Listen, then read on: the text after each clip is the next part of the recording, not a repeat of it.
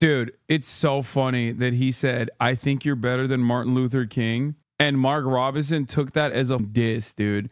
And that didn't ring any alarm bells in Trump's head. So much so that he repeated that experience that he had publicly. These guys are so goddamn removed from reality. Like,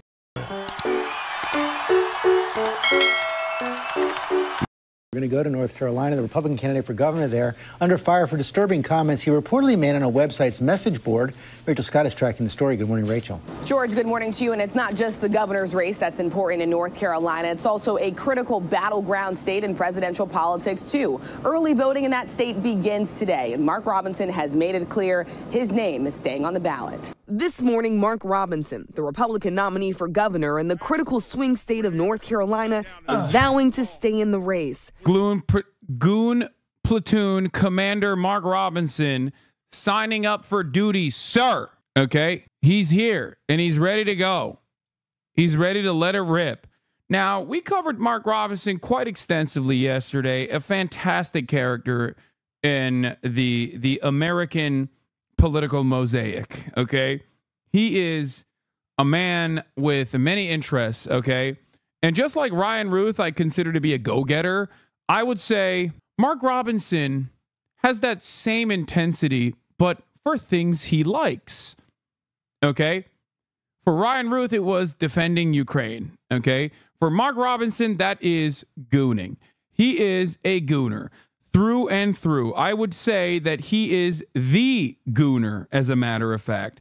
More so than any other gooner I have ever encountered in my life. He really put a lot of, like, I think this man is motivated by gooning more than the average person is. I'll say it like that, okay? He seemingly is perhaps a little bit too invested in the goon, if that makes sense.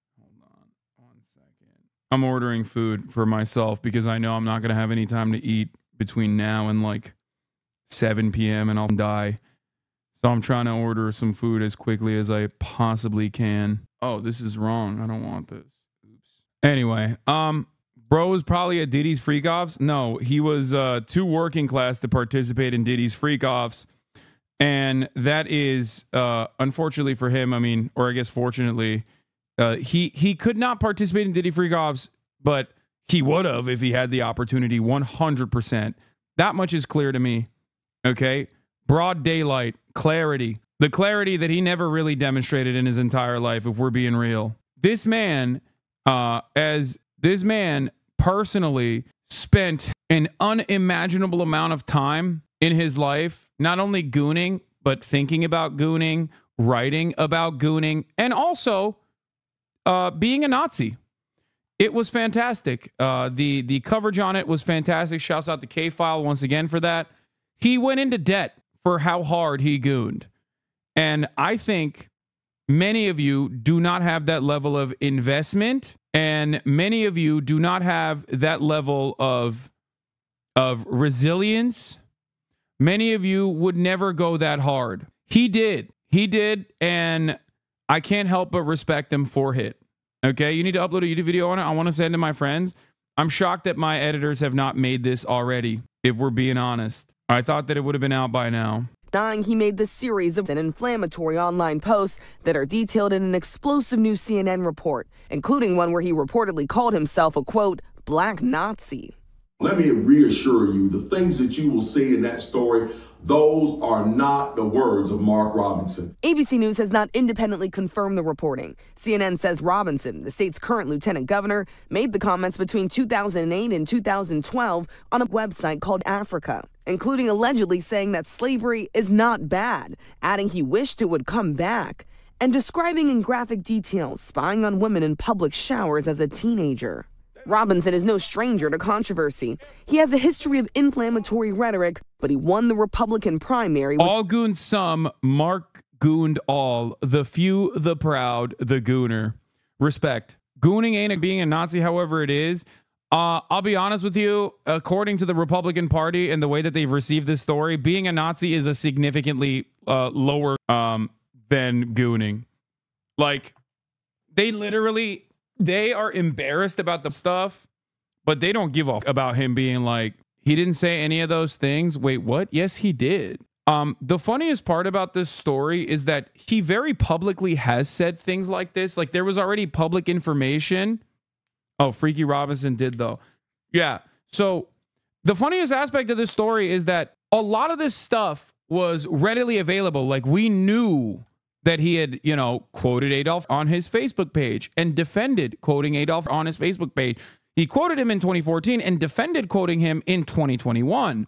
We knew that he had a gooning habit because the owner of the store that he routinely frequented came out with an expose being like, yeah, this dude literally owes me money. He made a song about it. We covered all of it, right? But what we didn't know was the extent of the gooning, I guess. We didn't know the extent of him being an open, overt Nazi who hated MLK, even though we kind of knew he hated MLK as well. At least Trump did, because Trump actually brought that exact same thing up a while ago when endorsing Mark Robinson, where he's like, I called him MLK. He didn't like it. I don't know why.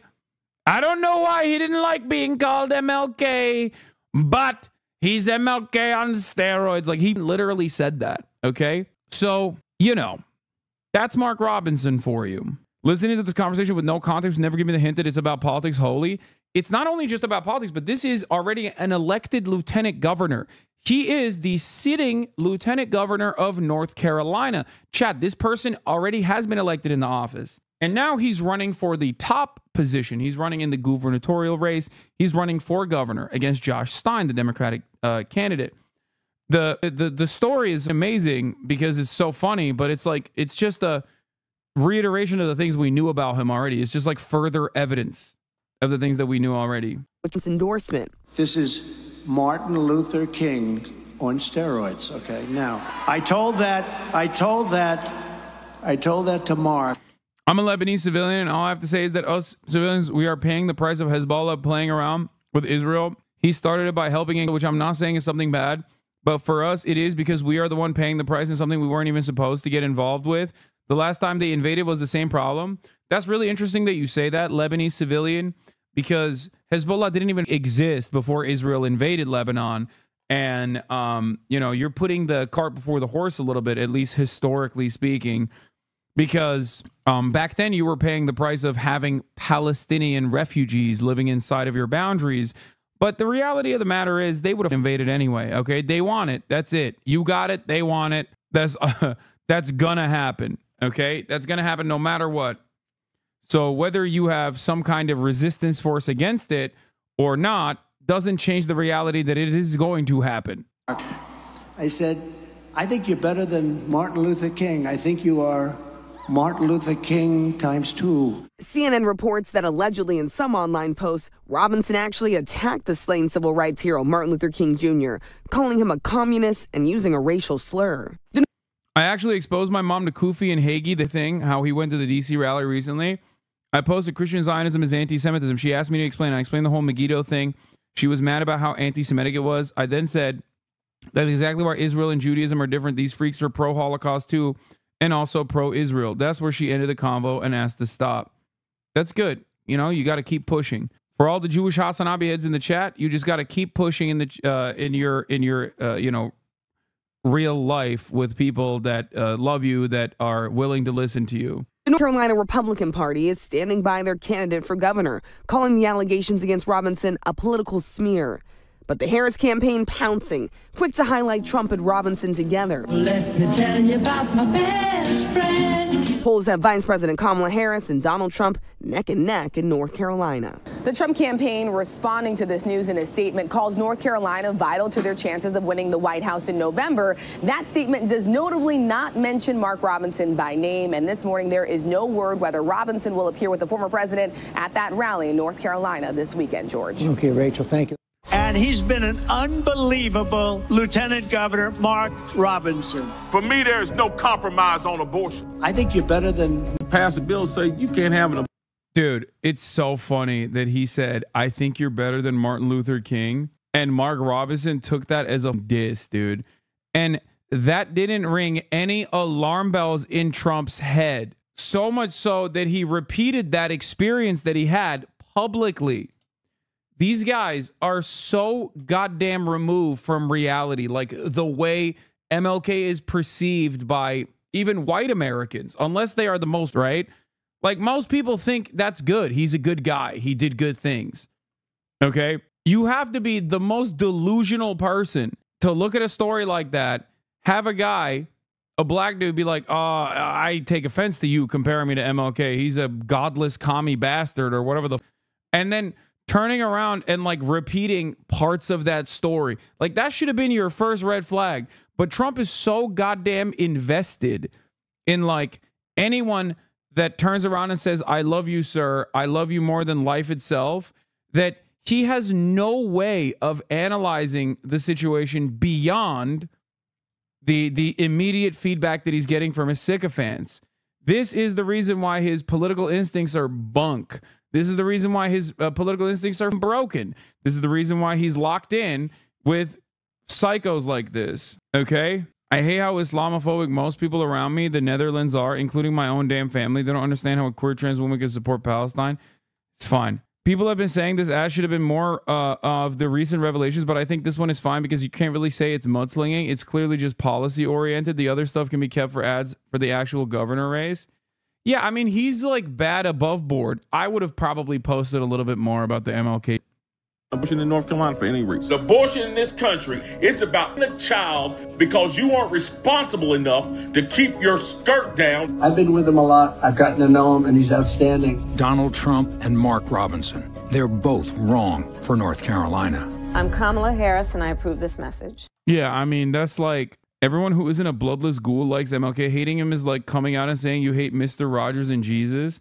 Yeah, like, given the whitewashed way that people represent the civil rights movement and the way that they like talk about MLK as like the acceptable figurehead, like liberals and Republicans alike concede that MLK was a good guy. In some ways, the unhinged MLK haters on the right are more honest about his background, I would say, for the wrong reasons, right? But you got the FBI celebrating MLK, man. Come on. They may or may not have him, okay? They certainly were not fond of him. They objectively were trying to get him to himself by blackmailing him and kept him under complete surveillance to the best of their technological ability at the time. And even the FBI comes out and is like, we love MLK every year. So, you know, that's what you need to understand. MLK history is one revision away from saying they figured out through an ice cream social. Yeah. Yeah, I saw that Republicans are trying to make Nebraska winner take all. Senator Lindsey Graham skipped votes yesterday to go to Nebraska and urged lawmakers there to switch the state's electoral college vote allotment to winner take all.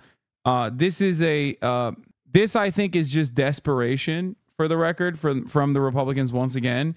They're trying to pick up they're trying to pick up any kind of support they possibly can. Okay? Is North Carolina in play? I mean, look, I look at the down ballot races in a lot of these places, and like a lot of the senators are in a similar boat to Mark Robinson, where they're like running against like first timers. A lot of the senators that are in the down ballot races, as it stands currently, are going up against objectively bad Republican candidates. Okay. And for that reason, they're outperforming the top of the ticket by like sometimes 10 points even. Well, not 10 points, but like usually around like 5 points, 6 points, which is pretty significant, right? And so I don't know what kind of implications this has on the top of the ticket in North Carolina, as it seemingly has had no positive impact on the top of the ticket in other races around the country. So we shall see, especially when the governor race, like gubernatorial races, are notoriously anti-partisan. It's a very personal thing for people. They know that people know that like their governor impacts their lives pretty significantly. That's also part of the reason why you have, you know, more moderate governors that are still Republican in places like Ohio that are significantly more right-wing. Or you have someone like Andy Bashar in Kentucky. It's like plus 35 red state. Andy Bashar is a Democrat, and a progressive Democrat, as a matter of fact, and is also one of the most popular governors historically. One of the most popular governors in the nation. So obviously, you know, people analyze the governor's race very differently than they analyze like the presidential race or even their Senate races and their races in their districts.